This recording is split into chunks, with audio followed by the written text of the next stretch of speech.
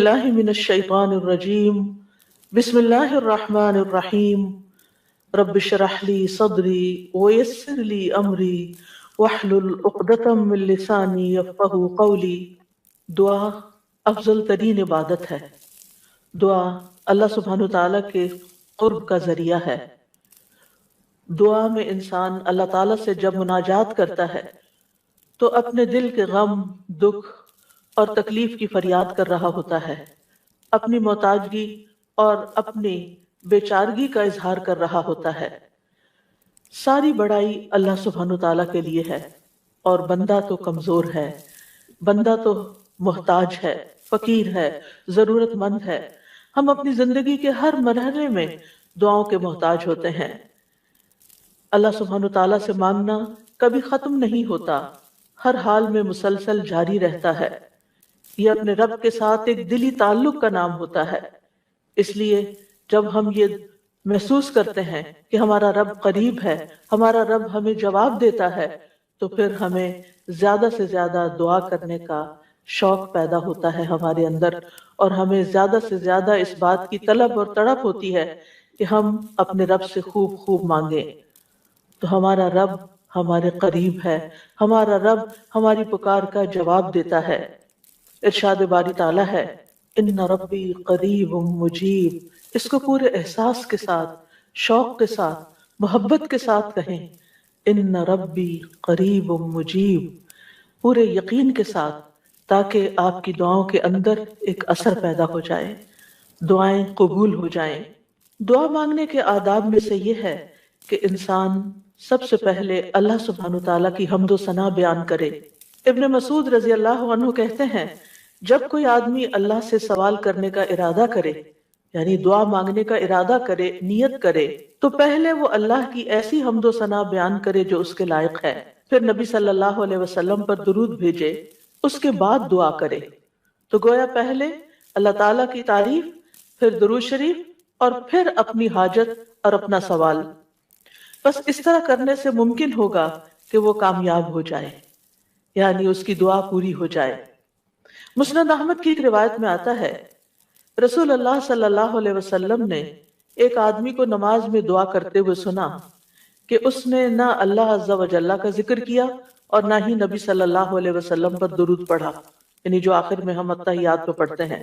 تو رسول اللہ صلی اللہ علیہ وسلم نے فرمایا، اس نے جلد بازی سے کام لیا۔ پھر اسے بلایا اور اسے اور دوسروں سے فرمایا، جب تم میں سے کوئی شخص نماز پڑھے تو پہلے اپنے رب کی تعریف و ثنا کرے۔ تو ہم نماز شروع کرتے ہیں اللہ اکبر کہہ کر، تو سب سے پہلے ہاتھ باندھ کر کیا کرتے ہیں؟ سبحانک اللہم و بحمدک و تبارک اسمک و تعالی جدک، اللہ تعالیٰ کی تسبیح بیان کرتے ہیں، حمد کرتے ہیں، اللہ تعالیٰ کی بڑائی بیان کرتے ہیں۔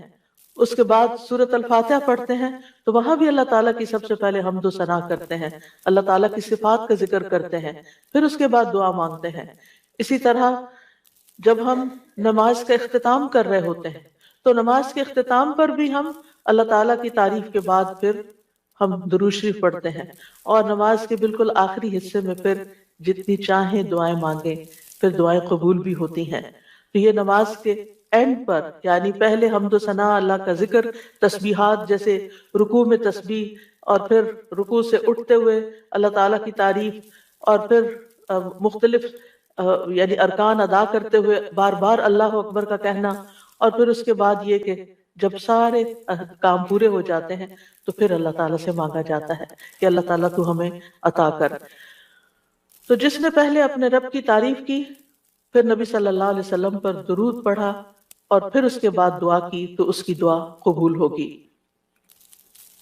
جہاں تک اللہ سبحانہ تعالیٰ کی تعریف کا، حمد و ثنا کا تعلق ہے، تو اس میں ہم قرآن مجید کی طرف اگر رجوع کریں تو سب سے بہترین ثنا اور دعا اور اللہ تعالیٰ کی تعریف کا آغاز سورۃ الفاتحہ سے ہوتا ہے۔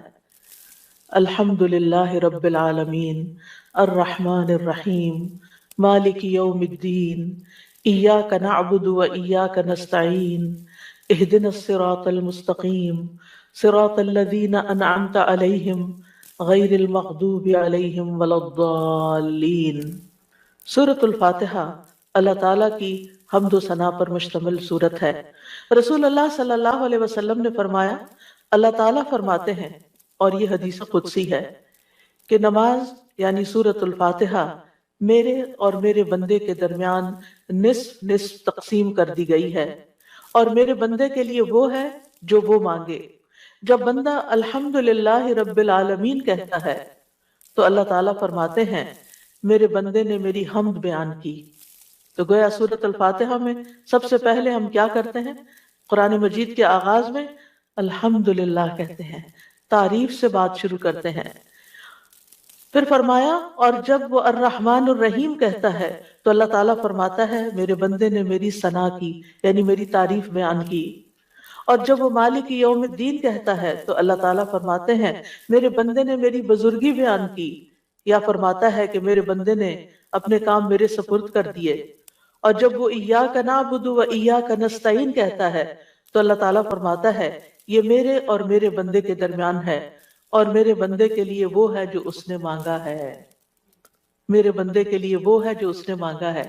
تو گویا قرآن مجید کی پہلی سورت میں ہی ہمیں مانگنے کا ادب سکھا دیا گیا کہ مانگنے کے لیے سب سے پہلے اللہ تعالیٰ کی حمد و ثنا کرو، اللہ تعالیٰ کی تعریف بیان کرو۔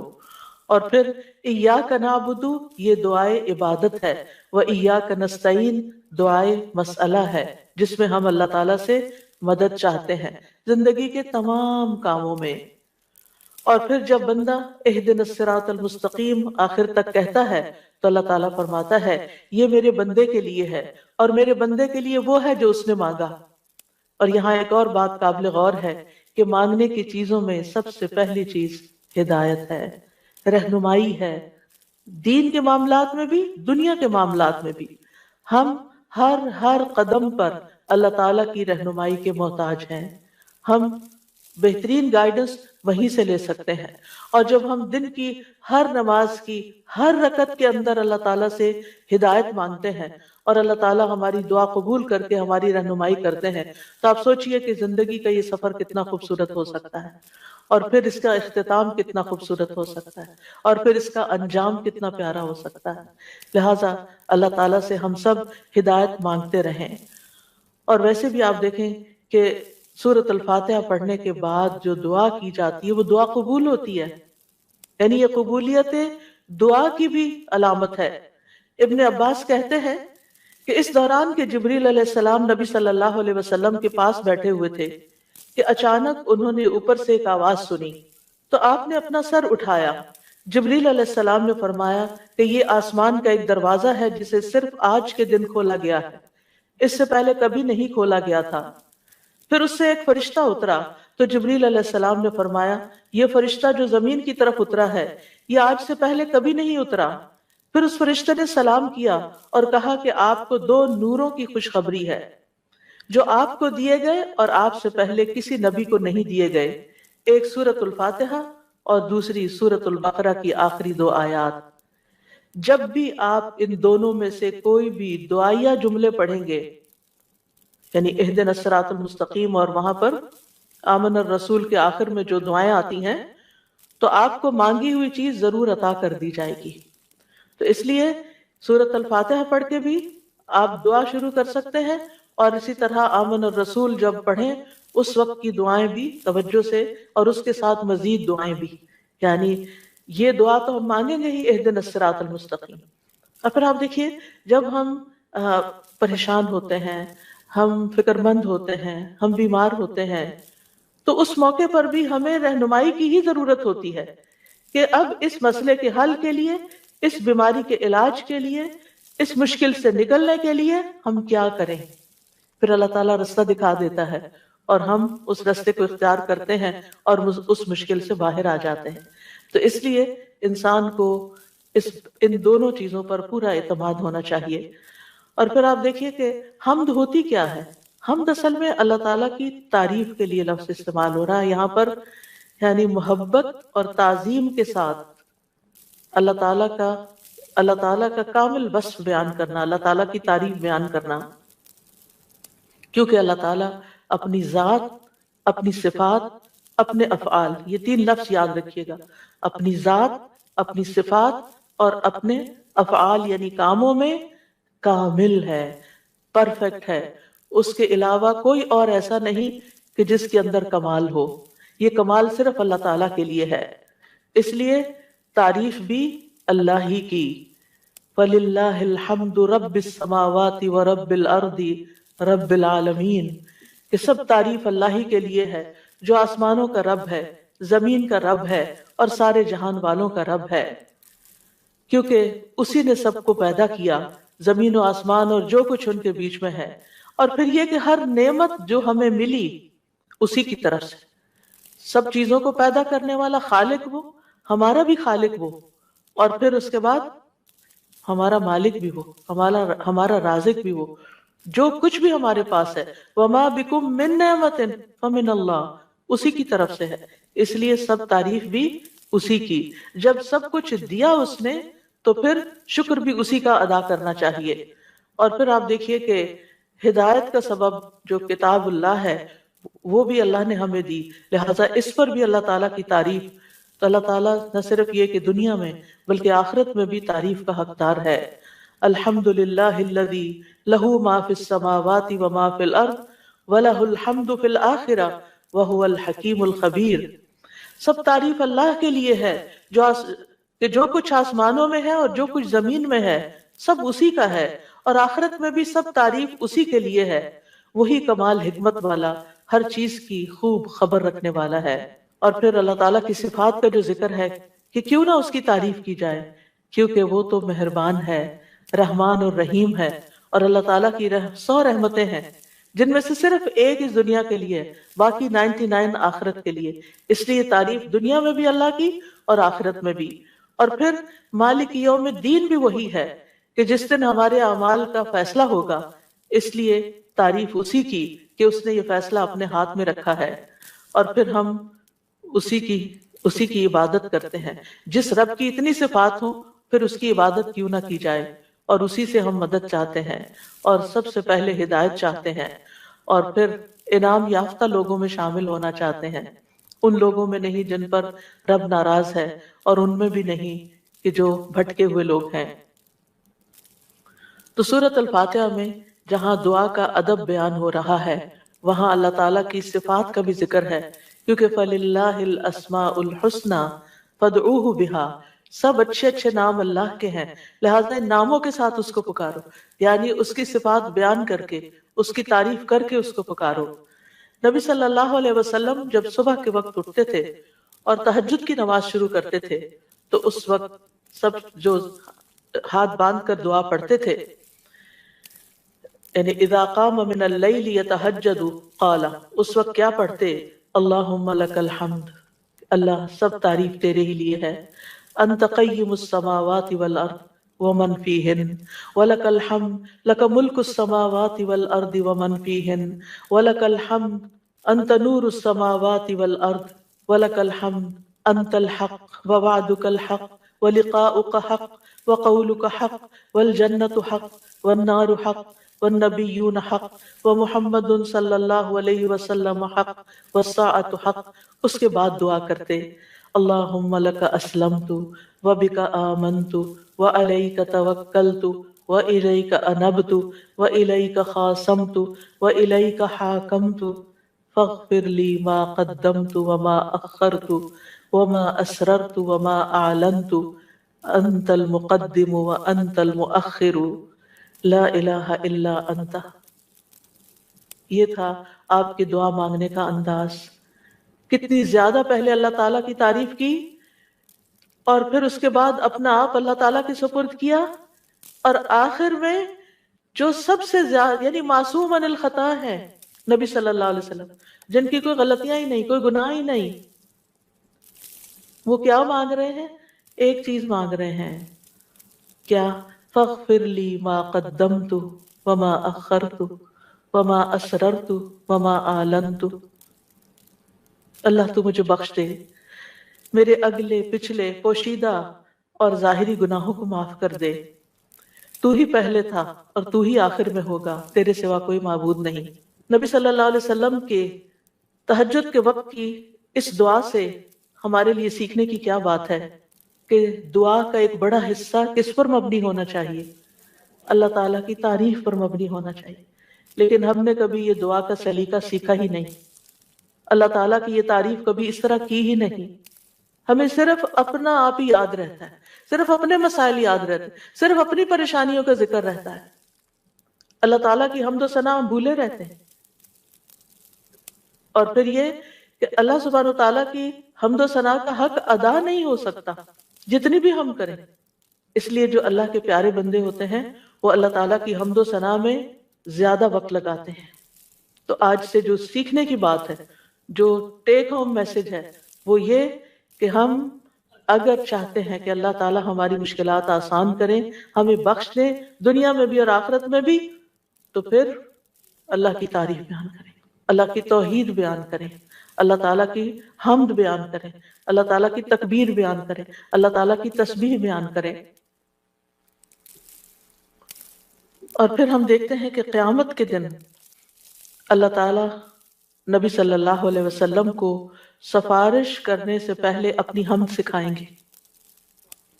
یعنی ایک تو دنیا کے دعائیں ہیں نا جو دنیا میں ہم مانگتے ہیں، اور آخرت میں اس بات کی دعا کہ اللہ تعالیٰ آپ حساب کتاب قائم کر دیں، یہ بھی ایک دعا ہوگی نا. یہ سفارش ایک دعا ہے. لیکن اس سفارش سے پہلے کیا ہوگا؟ یعنی قیامت کے دن جب لوگ پریشان ہوں گے، انبیاء کے پاس جائیں گے تو انبیاء ان کو آگے بھیجتے جائیں گے حتیٰ کہ لوگ محمد صلی اللہ علیہ وسلم کے پاس آئیں گے. تو حدیث میں آتا ہے کہ وہ کہیں گے تم سب محمد صلی اللہ علیہ وسلم کے پاس جاؤ، اللہ نے ان کے اگلے پچھلے سب گناہ معاف فرما دیے ہیں. تو وہ سب میرے پاس آئیں گے تو میں سب کو لے کر اللہ کی بارگاہ میں حاضر ہونے کی اجازت چاہوں گا. اجازت ملنے پر سجدے میں گر پڑوں گا. عاجزی دیکھیے، ہمبلنس دیکھیے. اور جب تک اللہ چاہے گا میں سجدے میں ہی رہوں گا. یعنی جتنا اللہ پسند کرے گا اتنی دیر میں جھکا ہی رہوں گا. ہمارے سجدے کیسے ہوتے ہیں؟ ٹھونگے مار رہے ہوتے ہیں اوپر نیچے، بس تھوڑی سی ایکسرسائز. حکم ہوگا اے محمد اپنا سر سجدے سے اٹھاؤ، مانگو دیے جاؤ گے، کہو سنا جائے گا، اور سفارش کرو تمہاری سفارش قبول کی جائے گی. میں اپنا سر اٹھاؤں گا اور اللہ کی وہ حمد کروں گا جو مجھے اس کی طرف سے سکھائی جائے گی. اس دن سکھائی جائے گی اور وہ حمد وہیں ملے گی، اور ان الفاظ سے حمد کریں گے. یعنی وہ حمد آج ہمیں نہیں پتا، آپ کو بھی نہیں پتا، اس وقت آپ کو سکھائی جائے. یعنی وہ ایسی حمد ہوگی جو اس سے پہلے کبھی نہیں ہوگی. اور پھر اللہ تعالیٰ کی حمد کے بعد آپ دعا کریں گے اور پھر حساب کتاب شروع ہو جائے گا. کیسا ہے وہ دن جس سے ہم غافل رہتے ہیں، جس کو ہم بھولے رہتے ہیں. اگر اس دن کی فکر لگ جائے تو دنیا کی ساری پریشانیاں ختم ہو جائیں، سارے دکھ دور ہو جائیں، سارے مسئلے ہی ختم ہو جائیں، کوئی مسئلہ ہی نہ رہے. اس لیے ہم سب کو اپنی زندگی کا اس رمضان میں جو سیکھنے کی بات ہے وہ یہ کہ دعائیں تو ہم کریں گے، لیکن اس سے زیادہ ہم اللہ تعالیٰ کی حمد و ثنا بیان کریں گے. اللہ تعالیٰ کی حمد و ثنا کے دو حصے ہیں، ایک تسبیح ہے اور ایک تحمید ہے. اللہ سبحانہ تعالیٰ نے اپنی تسبیح اور تحمید دونوں کا حکم دیا ہے. سورۃ الحجر میں آتا ہے فسبح بحمد ربک، یعنی حمد کے ساتھ اور کیا کرو؟ تسبیح کرو. وَقُم مِّنَ السَّاجِدِينَ، اور سجدہ کرنے والوں میں سے ہو جائیں. سورۃ النصر میں آتا ہے فَسَبِّحْ بِحَمْدِ رَبِّكَ وَاسْتَغْفِرْهُ إِنَّهُ كَانَ تَوَّابًا. آپ اپنے رب کی حمد کے ساتھ اس کی تسبیح کیجئے اور اس سے بخشش طلب کیجئے، یقیناً وہ بڑا توبہ قبول کرنے والا ہے. سورۃ الواقعہ میں آتا ہے فَسَبِّحْ بِاسْمِ رَبِّكَ الْعَظِيمِ.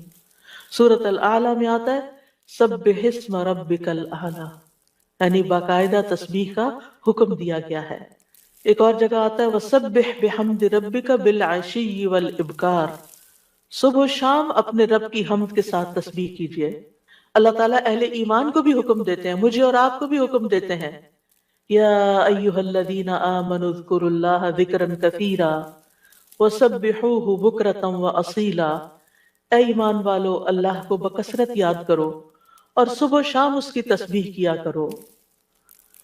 کیوں؟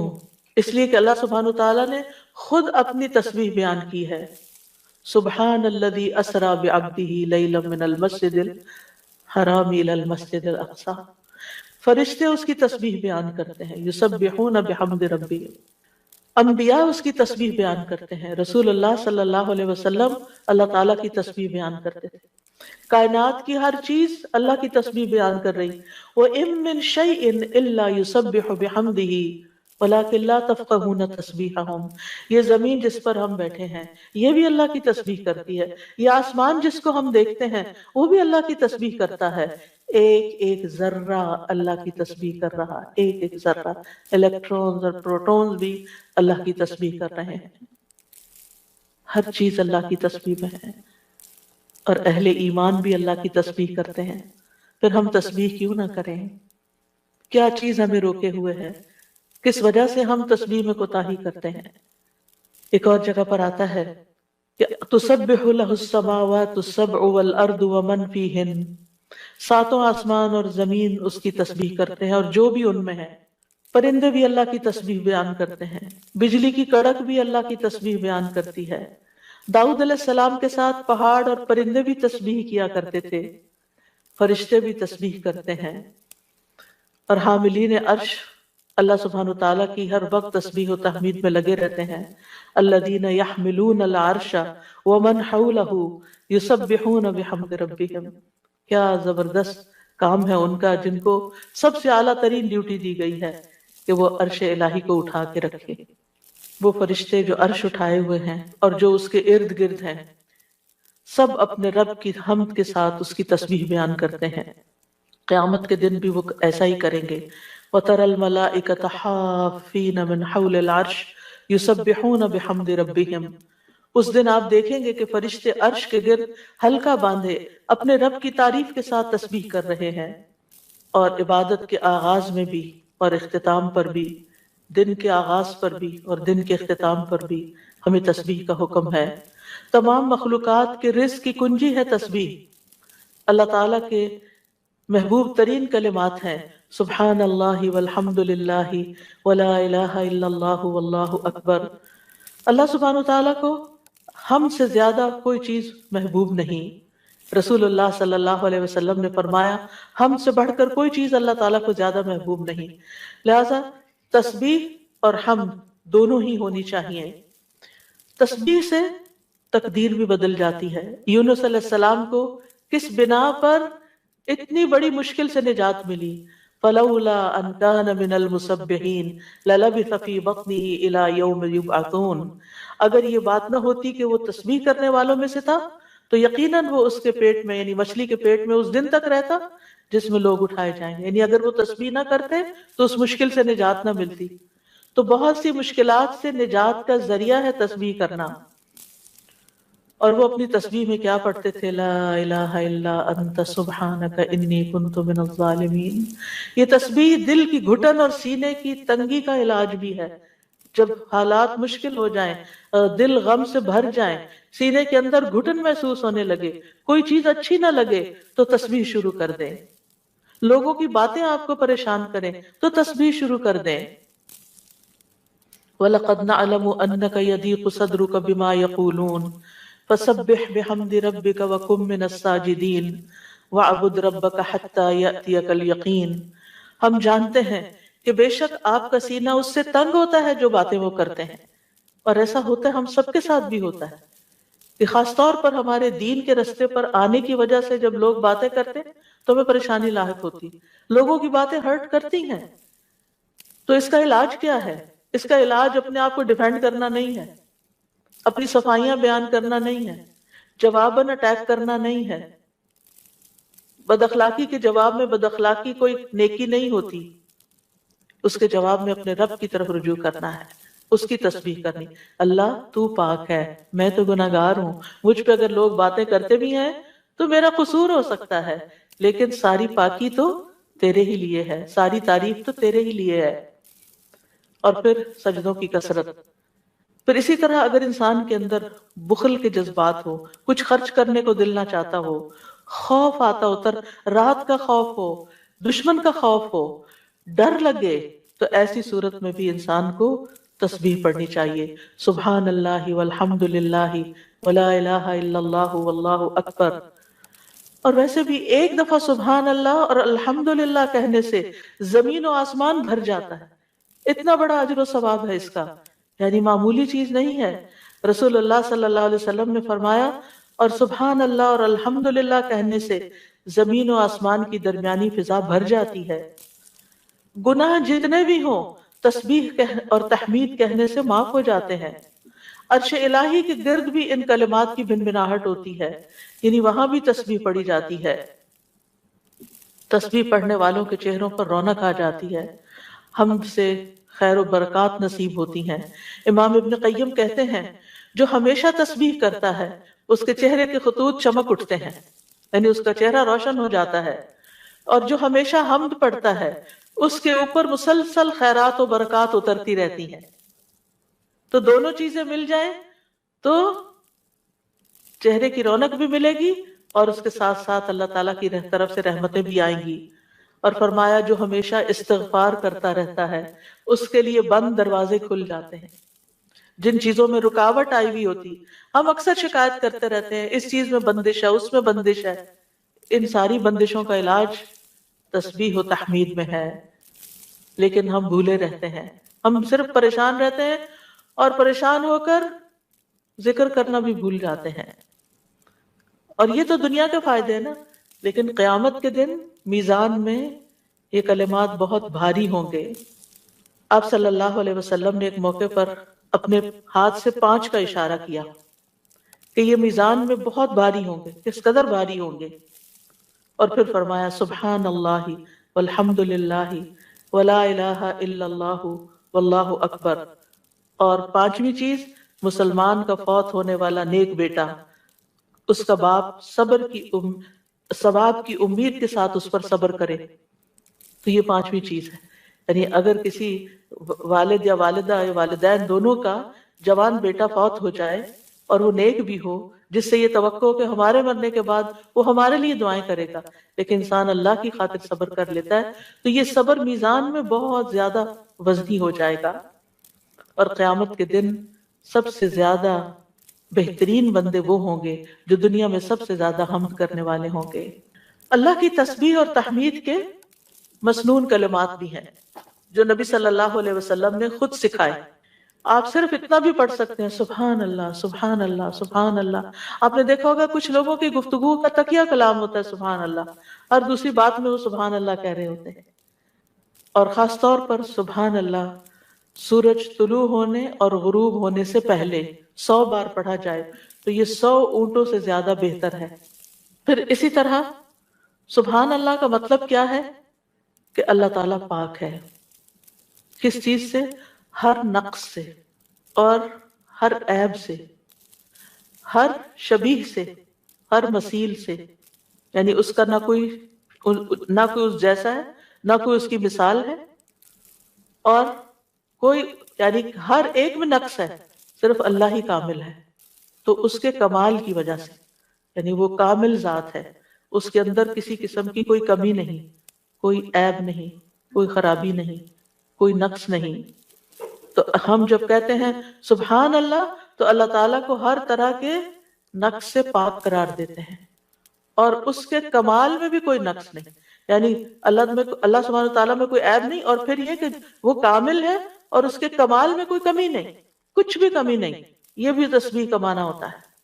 اور پھر یہ کہ اللہ سبحانہ تعالیٰ ہر کمی سے، کوتاہی سے، اور ان سارے جھوٹے خیالات اور گمانوں سے جو لوگ اس کے بارے میں رکھتے ہیں ان سب سے پاک ہے، اور کوئی اللہ سبحانہ تعالیٰ کی طرف ہم کوئی شر بھی منسوب نہیں کرتے، اللہ تعالیٰ ہر طرح کے شر سے بھی پاک ہے۔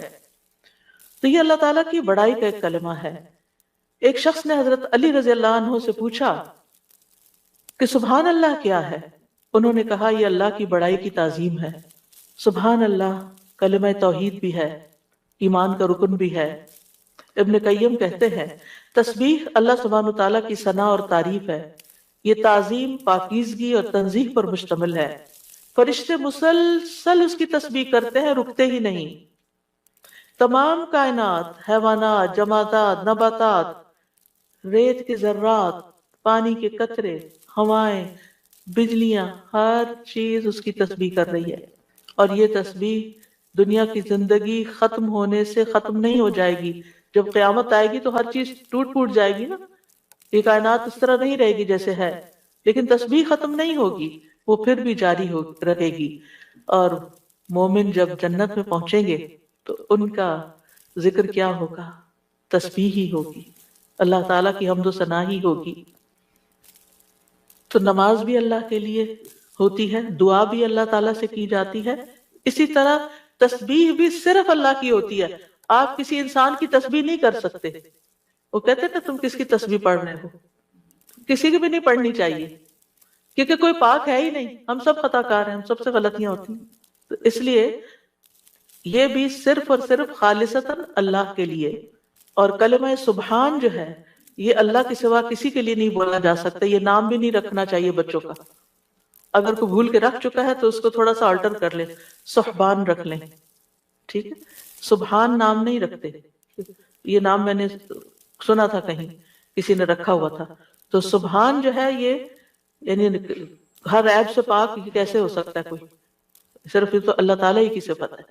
تو اس لیے اللہ تعالیٰ ہی پاک ہے اور اس کے سوا کسی کی پاکی بیان نہیں کی جا سکتی کہ وہ بالکل پاک انسان ہے، پیور ہے. نہیں، سب کے اندر کوئی نہ کوئی کمی بیشی ہوتی ہے. تسبیح کے دوسرے مسنون الفاظ ہیں سبحان اللہ و بحمدہ. اس میں سبحان اللہ کے ساتھ حمد کا بھی ذکر کر دیا گیا. رسول اللہ صلی اللہ علیہ وسلم سے پوچھا گیا کون سا کلام افضل ہے؟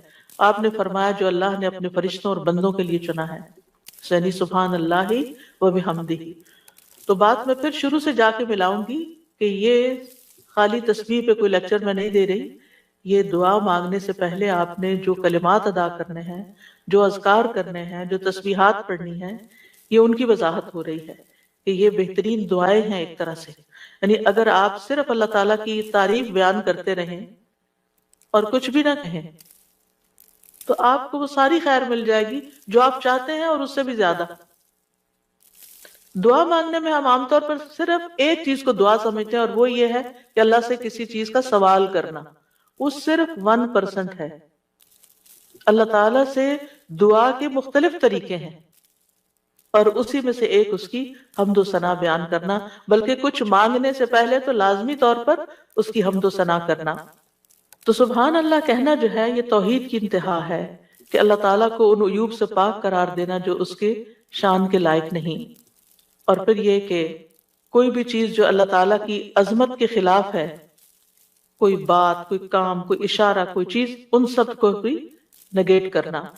اب اس میں آپ دیکھیں کہ ہم ایک طرف سبحان اللہ کہتے ہیں کہ اللہ تعالیٰ ہر عیب سے پاک ہے، دوسری طرف کہتے ہیں وہ بحمدہ اور اس کی تعریف بیان کرتا ہوں. یعنی ایک میں ہم نگیٹ کرتے ہیں ہر برائی کو، اس سے ہر عیب کو، اور دوسرے میں ہم اس کی صفات بیان کرتے ہیں، اس کی تعریف کرتے ہیں. تو تعریف مکمل ہی تب ہوتی ہے جب آپ تسبیح بھی کریں اور حمد بھی کریں. تو سبحان اللہ کو الحمدللہ کے ساتھ ملا کر پڑھنے کی فضیلت زیادہ ہے. یعنی ویسے تو آپ صرف تسبیح سبحان اللہ سبحان اللہ سبحان اللہ بھی کہہ سکتے ہیں، لیکن یہ عادی بات ہے. لیکن جب آپ کہتے ہیں سبحان اللہ و بحمدہ تو ابن تیمیہ کہتے ہیں کہ تسبیح تحمید کا ساتھی ہے، یہ ساتھ ہی آنی چاہیے، یعنی تعریف بھی ساتھ ہونی چاہیے. تیسرا ورژن ہے سبحان اللہ و بحمدہ سبحان اللہ العظیم. پاک ہے اللہ اپنی حمد کے ساتھ، پاک ہے اللہ جو بہت عظمت والا ہے. رسول اللہ صلی اللہ علیہ وسلم نے فرمایا 2 کلمے ایسے ہیں جو زبان پر ہلکے ہیں، میزان میں بہت بھاری ہیں اور رحمان کو بہت محبوب ہیں، اور وہ ہیں سبحان اللہ و بحمدہ سبحان اللہ العظیم. اور اس میں بھی ہم دیکھتے ہیں کہ اللہ تعالیٰ کی پاکی بھی بیان ہو رہی ہے، تعریف بھی ہو رہی ہے، اور اس کی عظمت کا بھی بیان ہے. یہاں ایک اور چیز کا اضافہ ہو گیا، یعنی وہ اتنا عظیم ہے کہ ہماری عقل اس تک پہنچ ہی نہیں سکتی، ہم اس کی عظمت کا احاطہ ہی نہیں کر سکتے. ابن جریر کہتے ہیں العظیم سے مراد وہ ہستی ہے جس کی مخلوق تعظیم بجا لاتی ہے، اس سے ہیبت رکھتی ہے، اس سے ڈرتی ہے. یعنی اتنی عظیم، یعنی ہم یہ کیوں کہتے ہیں سبحان اللہ العظیم؟ اللہ تعالیٰ کے تو بہت سے نام ہیں، بہت سی صفات ہیں. یہ اصل میں ہم اپنی کم مائگی کا اعتراف کر رہے ہوتے ہیں کہ اللہ آپ اتنے بڑے ہیں کہ ہم تو آپ کی تعریف کا حق ہی ادا نہیں کر سکتے. اور یہ ایک حقیقت ہے، ہم حق ادا نہیں کر سکتے. ہم اللہ تعالیٰ کی عظمت کو پا ہی نہیں سکتے. وہ ہمارے گمان سے کہیں بڑا ہے. یعنی جتنا بڑا آپ اس کو خیال کریں وہ اس سے بھی آگے. وہ اپنی ذات میں بھی عظیم ہے اور اپنی صفات میں بھی عظیم ہے. پھر ایک اور ورژن ہے سبحان اللہ والحمد للہ ولا الہ الا اللہ واللہ اکبر. اللہ پاک ہے، اسی کی تعریف ہے، اس کے علاوہ کوئی معبود نہیں ہے اور اللہ سب سے بڑا ہے. نبی صلی اللہ علیہ وسلم نے فرمایا جب تم سبحان اللہ کہو گے تو اللہ تعالیٰ کہے گا تم نے سچ کہا. جب تم الحمدللہ کہو گے تو اللہ تعالیٰ فرمائے گا تم نے سچ کہا. جب تم لا الہ الا اللہ کہو گے تو اللہ تعالیٰ فرمائے گا تم نے سچ کہا. جب تم اللہ اکبر کہو گے تو اللہ تعالیٰ فرمائے گا تم نے سچ کہا. لیکن ہم نے کبھی آج تک سوچا کہ ہم جو کہہ رہے ہیں اللہ تعالیٰ کیا جواب دے رہے ہیں؟ سبحان اللہ والحمد للہ ولا الہ الا اللہ واللہ اکبر. یعنی ایک طرف ہم اللہ تعالیٰ کو پاک قرار دیتے ہیں، پھر اس کی تعریف بیان کرتے ہیں اس کی تمام صفات کمال و جمال کے ساتھ. پھر اللہ تعالیٰ کی توحید بیان کرتے ہیں لا الہ الا اللہ کہہ کر، اور پھر اللہ اکبر کہہ کر کیا کہتے ہیں کہ اللہ تعالیٰ سب سے بڑا معبود ہے، سب سے بڑا ہے. یعنی سب سے بڑے کا کیا مطلب ہے؟ جن بھی چیزوں سے ہم امپریس ہو جاتے ہیں، جن کی بڑائی اور ہیبت ہمارے دل میں آ جاتی ہے، جن کے بارے میں ہمارا یہ عقیدہ، یہ خیال بن جاتا ہے کہ یہ بڑی چیز ہے، اللہ ان سب سے بڑا ہے. یعنی اللہ کے مقابلے میں یا اللہ سے بڑھ کر کسی اور کی بڑائی ہے ہی نہیں، اور ہمارے دل میں بھی نہیں ہونی چاہیے، وہ نکل جانی چاہیے. جب ہم اللہ اکبر کہتے ہیں تو ہمیں واقعی اس کو اللہ کو بڑا مانتے ہوئے کہنا چاہیے، صرف زبان سے الفاظ نہیں دہرانے. یعنی بعض اوقات ہم کسی کے پاس بہت دولت دیکھتے ہیں یا سنتے ہیں کہ اچھا اتنا. پچھلے دن ایسے ہی کسی کے بارے میں وہ گزرتے گزرتے میں نے دیکھا کہ ان کے پاس فلاں چیز 500 کروڑ کی ہے. ان کا اچھا، اب کتنے ہی لوگ ہوں گے کہ جو دیکھ دیکھ کے واو کر رہے ہوں گے کہ 500 کروڑ، اوئے ہوئے ہوئے. ایسی یہ انسان کی کمزوری ہے. اپنے جیسے انسانوں کے پاس اگر کوئی چیز دیکھتا ہے، اگر آپ کہیں کہ فلاں کے پاس ایک گھر بھرا ہوا سونے کا ہے، ان کا اچھا، ہم دوسروں کے مال و دولت سے امپریس ہو جاتے ہیں. پھر اسی طرح ہم کسی کے علم، کسی کی ڈگریاں، اس کے پاس 4 PhD ہے، اچھا، ہم متاثر ہو جاتے ہیں. فلاں اتنا بڑا، فلاں یونیورسٹی کا پروفیسر ہے، فلاں سائنٹسٹ ہے، فلاں شاعر ہے، فلاں ڈاکٹر ہے.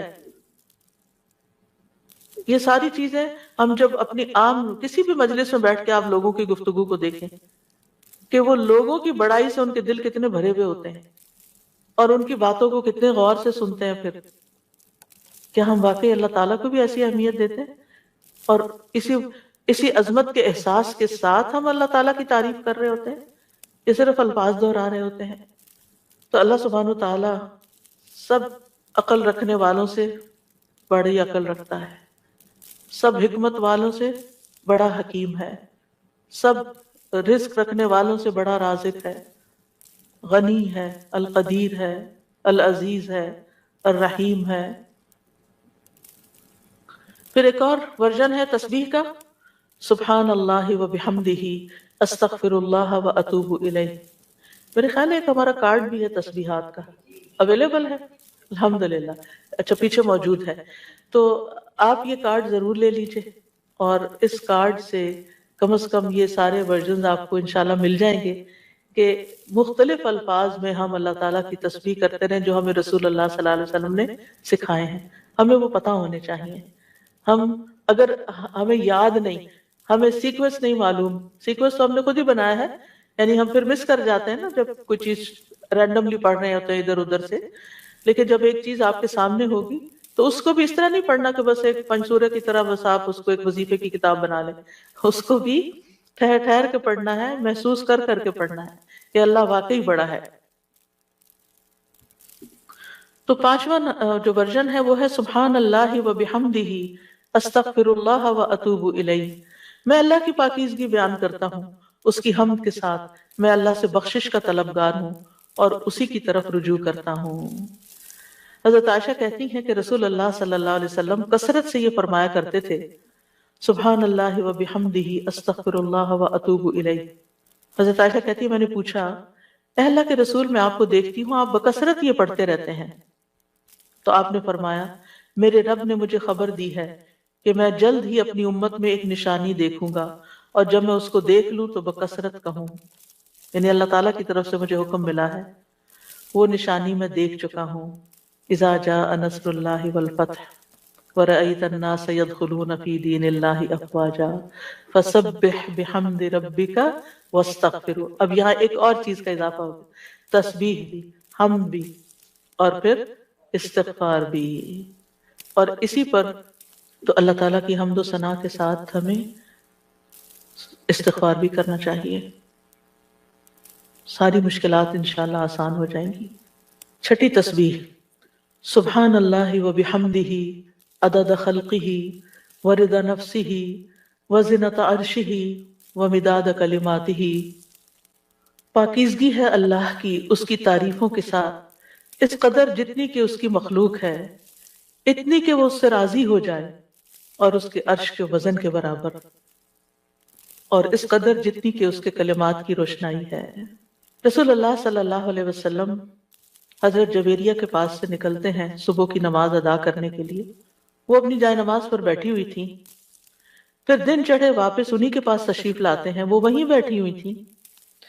آپ نے فرمایا جس وقت میں تمہارے پاس سے گیا ہوں تم اسی طرح بیٹھی ہو؟ انہوں نے عرض کیا جی ہاں۔ نبی صلی اللہ علیہ وسلم نے فرمایا میں نے تمہارے بعد ایسے 4 کلمات 3 بار کہے ہیں کہ اگر تمہارے آج کے کہے ہوئے کلمات کو ان کے ساتھ وزن کیا جائے تو ان کلمات کا وزن زیادہ ہوگا، اور وہ ہیں سبحان اللہ و بحمدہ عدد خلقہ ورضا نفسہ وزنۃ عرشہ ومداد کلماتہ۔ اللہ سبحانہ وتعالیٰ کی حمد و ثنا، سبحان اللہ و بحمدہ، تسبیح حمد کے ساتھ، کتنی دفعہ؟ عدد خلقہ، اس کی مخلوقات کی تعداد کے برابر، یعنی جتنی بھی اللہ کی مخلوقات ہیں، آپ جانتے ہیں کتنی؟ گن سکتے ہیں؟ گن ہی نہیں سکتے۔ اگر ہم صرف اپنی انگلی کا ایک پور لگائیں مٹی کے اوپر اور اس کے ساتھ جتنے ذرات آئیں ہم وہ بھی نہیں گن سکتے، ہم وہ بھی نہیں گن سکتے۔ اور ہر ذرے کے اندر، ہر ایٹم کے اندر پھر الیکٹران، پروٹون وغیرہ جو کچھ ہے اس کو گننا چاہیں تو گن ہی نہیں سکتے، ہم نہیں گن سکتے۔ وَمَا يَعْلَمُ جُنُودَ رَبِّكَ إِلَّا هُوَ، صرف وہی جانتا ہے تعداد مخلوقات کی، یہ ستارے، یہ سیارے، یہ گیلیکسیز، یہ زمین، یہ آسمان، یہ سمندر، یہ پہاڑ، ہم تو صرف اس پوری کائنات میں ایک ڈاٹ کے اوپر بیٹھے ہوئے ہیں، اور اس زمین کے اندر جو کچھ ہم اس کو بھی نہیں گن سکتے، کہاں یہ کہ باقی کتنی مخلوقات ہیں۔ تو اس کا یہ مطلب نہیں کہ میں ایک دفعہ سبحان اللہ کہتا ہوں تو اتنی دفعہ ہو جاتا ہے میرا، یہ نہیں ہے اس کا مطلب۔ اس کا مطلب یہ ہے کہ اللہ سبحانہ وتعالیٰ کی اتنی زیادہ تعریف ہے، وہ اتنی تعریف کے لائق ہے، یعنی وہ اتنی تعریف ڈیزرو کرتا ہے جتنی مخلوقات کی تعداد ہے۔ اور آپ کو معلوم ہے وَإِن مِّن شَيْءٍ إِلَّا يُسَبِّحُ بِحَمْدِهِ، کوئی چیز ایسی نہیں جو اس کی تسبیح نہ کر رہی ہو۔ تو سبحان اللہ و بحمدہ عدد خلقہ، یعنی ان ساری مخلوقات کے ساتھ میں بھی شریک ہو رہا ہوں جو اللہ کی تسبیح میں لگی، ایک ایک ذرہ اللہ کی تسبیح کر رہا ہے۔ تو اس کے لیے تو نہ کوئی کاؤنٹ ہے، نہ نمبر ہے، گن ہی نہیں سکتے۔ ہمارے پاس کوئی تسبیح ایسی، ہم 100 دانوں کی تسبیح لے کے خوش ہو جاتے ہیں، ہم تسبیح کر رہے ہیں۔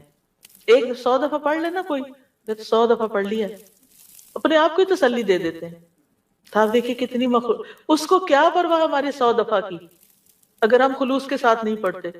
اس کی تو پوری کائنات اور کائنات کی ہر چیز۔ آپ ذرا باہر نکلیں آج، اور جب ڈرائیو کر کے جا رہے ہوں تو دائیں بائیں درختوں کو دیکھیں، پتوں کو دیکھیں، چڑیوں کو دیکھیں۔ آج صبح اتفاق سے پھر سنو پڑنے لگی تو میں ونڈو سے جب دیکھنے لگی تو پہلا خیال مجھے یہ آیا، یا اللہ، اچھی خاصی پڑ رہی تھی، اتنے یعنی اس کے فلیکس ہیں، یہ سارے تسبیح کرتے ہوئے گر رہے ہیں، سجدے میں پڑھ رہے ہیں، سجدے میں پڑھ رہے ہیں۔ حکم مانتے چلے جا رہے مانتے، اور جب تک اللہ کا حکم ہوگا برسیں گے، اور پھر جب ختم ہو جائے گا بس ختم ہو جائیں گے، اور تھوڑی دیر کے بعد ان کا وجود بھی ختم ہو گیا. ان کی یعنی انہوں نے اپنے حصے کی تسبیح کر لی. جتنی دیر میں پیدا ہوئے تھے، جتنی دیر میں ختم ہوئے، اپنی تسبیح کرتے کرتے گئے، آغاز سے انتہا تک. بارش کے قطرے، ہوائیں، اڑتے پتے، یعنی کوئی انتہا ہی نہیں ہے. تو بہت معمولی مثالیں، اگر انسان غور کرنا شروع کرے تو کوئی اس کی انتہا نہیں. عدد خلقہ، دل بھر کے کہا کریں عدد خلقہ، اور اپنے امیجنیشن کو بڑھائیں.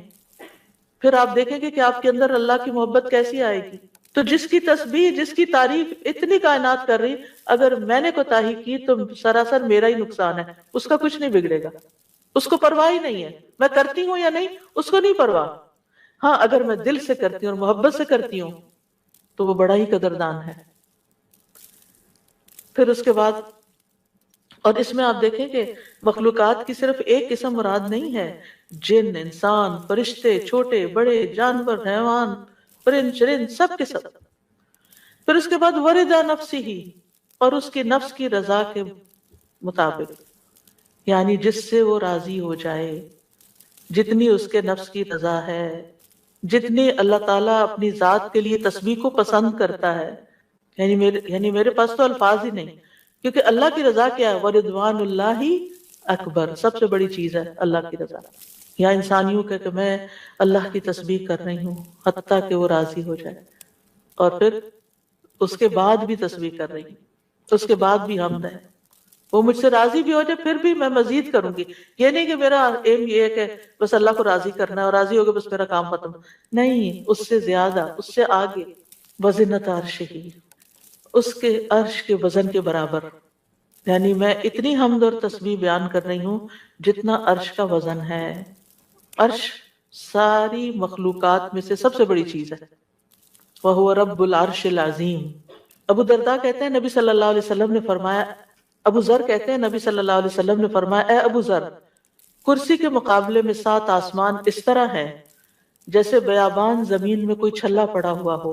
پھر کرسی کے مقابلے میں عرش کا حجم اتنا ہے جیسے اس چھلے کے مقابلے میں بیابان کا وجود ہے. سبحان اللہ. اگر کرسی جو وسع کرسی السماوات والارض ہے، اس کی حیثیت اتنی ہے عرش کے سامنے جیسے زمین و آسمان کی کرسی کے سامنے، تو پھر عرش کتنا بڑا ہوگا. اور آپ کو معلوم ہے کہ اس کی مقدار کو اللہ کے سوا کوئی نہیں جانتا. تمام مخلوقات سے اونچا ہے وہ. یعنی مخلوقات کے بعد جو ہے وہ پانی ہے، آسمان ہے، اور آسمان کے بعد پانی، اور پانی کے بعد اوپر اللہ سبحانہ و تعالیٰ کا عرش ہے. یعنی آسمان کے بعد جنت کے 100 درجے ہیں، اور ہر درجے کا درمیانی فاصلہ جو ہے وہ اتنا ہی ہے جیسے زمین اور آسمان کے بیچ کا فاصلہ. اور جنت الفردوس کی چھت اس کے اوپر عرش ہے. اس لیے حضرت آسیہ نے کہا تھا رب ابن لی عندک بیتا فی الجنہ، کہ قرب ہی قرب ہو، کیونکہ اس قرب میں لذت ہے، اس کو قریب محسوس کرنے میں اصل مزہ ہے. اور حقیقت یہ ہے کہ اس دنیا میں سب سے زیادہ خوبصورت احساس، سب سے زیادہ لذت والی چیز رب کی معرفت ہے. یہ سب سے بڑی حقیقت ہے، سب سے بڑا ٹروتھ ہے. جو اپنے رب کو پا لیتا ہے اور اپنے رب کے قرب کو محسوس کر لیتا ہے، پھر اس کے سامنے دنیا کی ہر نعمت چھوٹی ہو جاتی ہے، ہر مسئلہ چھوٹا ہو جاتا ہے، کیونکہ اس نے پا لیا ہے جس کو پانا چاہیے تھا، جس کے لیے وہ بھیجا گیا تھا دنیا میں، اس نے اس کو پا لیا ہے.